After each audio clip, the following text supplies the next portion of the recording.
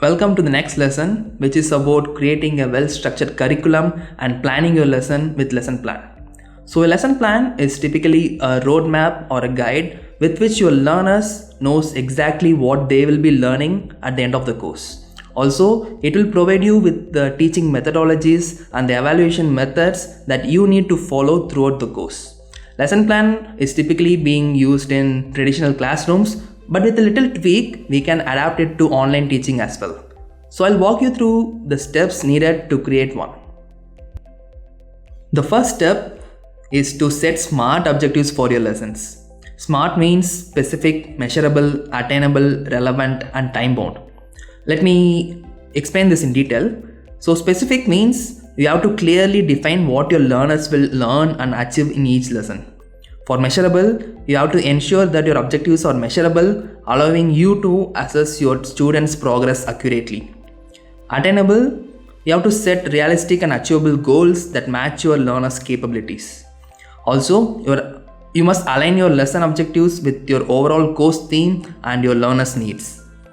Finally, you have to set a specific timeline for accomplishing each objective. For this, let us consider a chef named Tracy who wants to teach a course on the basics of cooking skills. For the first chapter, her lesson objective could be to understand the difference between a regular dice and a fine slice, and to learn how to precisely chop onions, tomatoes, potatoes and herbs, which exactly follows the SMART rule.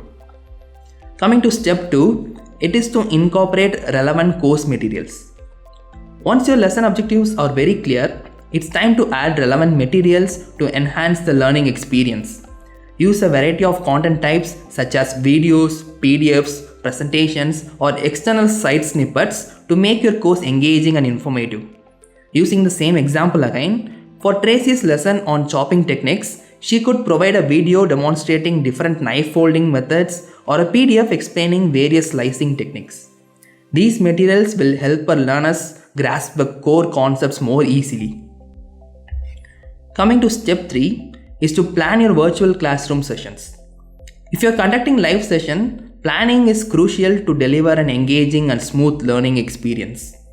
Divide your virtual classroom session into distinct phases and prepare all necessary materials in advance to avoid any technical glitches. Using the example again, Tracy's routine before hosting a live session on making mayonnaise could include pre-session tasks like clearing her workspace and uploading the recipe file, and during the live session, her task would be like to demonstrate the process, and the post-session task would be to send the session recordings to absent learners and considering ways to repurpose the session. Moving on to step 4, it is to design the evaluation process. Motivate your learners by clarifying how their performance will be evaluated.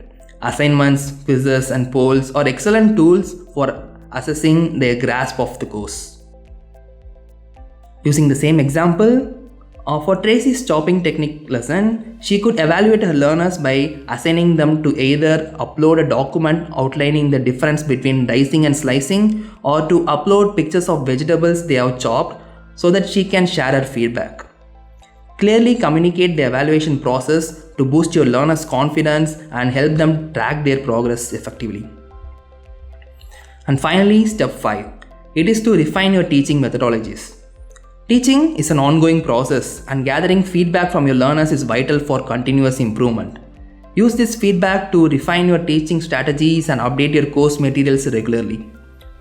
For Tracy, she might receive feedback suggesting she slows down during live sessions or adds a new lesson on trending dishes and so on. Incorporating these feedback will enhance her course delivery skills and keep her content relevant. By following this 5-step process, you could easily create a lesson plan for your online course and provide your learners with an exceptional learning experience. Lesson plan, as I told you earlier, is a guide that will help you and your learners to successfully complete the course.